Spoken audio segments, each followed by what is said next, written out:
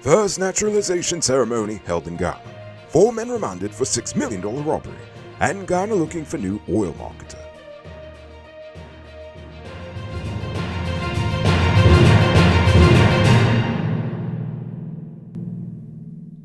I am Renewable Bullford, and this is Uncut News. Do you see what's happening? Send us a tip on WhatsApp at 592-659-6151. Over 40 persons from 10 nations were granted Guyanese citizenship in a naturalization and registration ceremony held on September the 20th, 2023.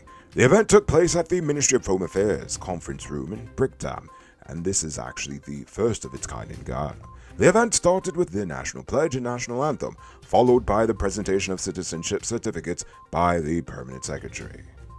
A Guyanese family in Canada is currently launching the Tamari Sands Golf and Country Club project in Ghana.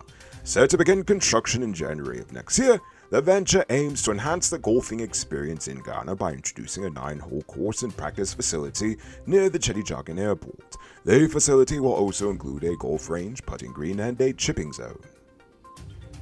Shania Prasad, a dancer and entrepreneur, recently became one of Ghana's newest lawyers after graduating from the Hugh Wooding Law School. Prasad currently runs a small business named Cheap Thrills Gift Shop alongside her legal pursuits, which helped offset the cost of law school. Despite the challenges of balancing dance, business, and studies, she credits her family and the support system for her success. Prasad now works with the Ministry of Legal Affairs. So, good for you, Shania.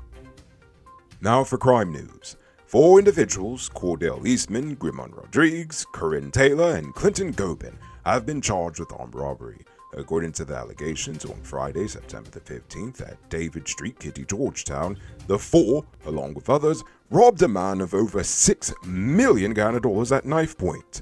They are currently on remand until their next court day.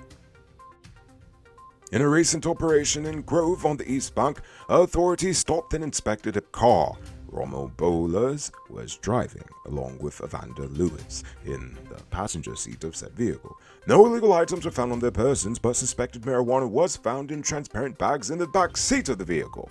The driver, passenger, and another person were arrested and taken to the Golden Grove police station. The total weight of the cannabis seized was 150 grams. All 3 individuals are currently awaiting charges. Now, international relations news. Our president has advocated for a balanced approach to achieving net zero emissions and emphasized our nation's commitment to renewable energy. He expressed skepticism about achieving global net zero emissions by 2050 and highlighted the need for collective action toward the 2030 Agenda and Sustainable Development Goals. His statement coincided with UN Secretary General Antonio Guterres' criticism of fossil fuel interests. Attention truck owners. Between potholes, bad drivers, and high fuel prices, you've got 99 problems to deal with. But with Powered Automotive, your engine ain't one. That's because they stock high-quality parts and spares you need at prices you can't beat. Visit them at Lot 491 EE Eccles, or call or WhatsApp them at telephone number 6970171. Save big on truck parts at Powered Automotive, the #1 heavy-duty truck parts store in Ghana. Tired of waiting on hold, tracking down a delivery driver, or carrying cash for your food orders? GT Eat is here to make your life easier. Ghana's first cashless food ordering and delivery app. Choose from Georgetown's top restaurants, pay securely with your card, and get your food delivered right to your doorstep. With the convenience of being able to order from your phone and the added feature of tracking your order, GT Eats is the ultimate solution for all your food needs. Download the app on Apple and Android stores and start ordering the easy way today. In political news, the BNC's Executive Committee has decided that the General Council will determine the date for the biennial Delegates Congress, curbing party leader Arby Norton's attempt to set the date unilaterally. Concerns have been raised about Norton's leadership, with several party executives including Roysdale Ford, Amanda Walton Desir, and Gary Vehicular Manslaughter Best reportedly gearing up to challenge Norton for the top party position. Oh, you thought I forgot about Gary Best? Oh no, I didn't forget about Gary Best. I ain't never forgetting about Gary Best. In fact, if there's such thing as an afterlife, I truly hope the spirit of Jude Bentley is tormenting Gary Best's conscience for the rest of his life.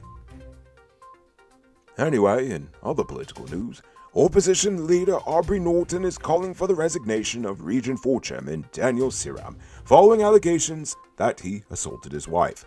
Charges have been recommended by the police force, and Norton emphasized the opposition's stance against violence and domestic abuse, acknowledging the challenge in removing Siram from office. If Siram refuses to resign, the matter will be addressed through established disciplinary procedures by the PNCR Central Executive Committee.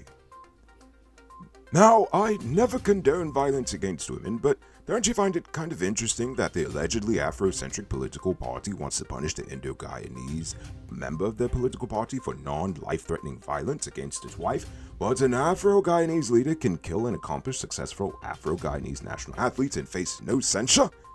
This is the party that wants your vote in 2025.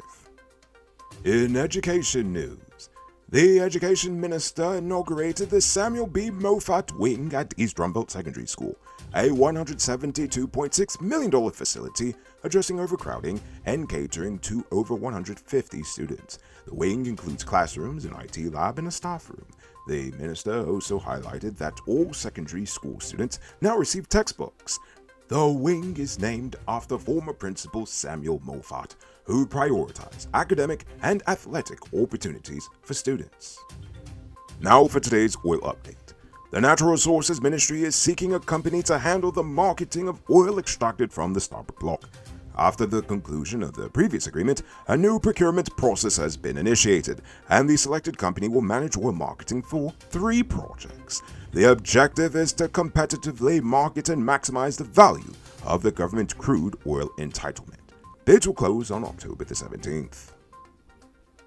And in other oil-related news, Chartered accountant and attorney at law Christopher Ram highlights the need for an independent petroleum commission in light of the confusion surrounding the audit of ExxonMobil Guyana Limited's $1.7 billion expenses in the Starbuck block. He argues that with such a body in place, unauthorized alterations of figures, as seen in this case, could have been avoided. The discrepancy came to light when the vice president raised concerns about the reduction from $214 million to $3 million, a move not in line with the GRA's original recommendation. The audit process, spanning over 3 years, has been further complicated by issues of transparency and supporting documentation. The report also notes costs requiring ministerial approval. It might not be robbery season, but the streets are still mean. That's why you need to get security for your home and business through Sheriff Security Service. Sheriff Security offers well-trained guards, armed and unarmed patrol, marine patrol, canine services. These people even got drones. Why? Because your security is their highest priority. You've seen the rest, now hire the best. Hire Sheriff Security Service today.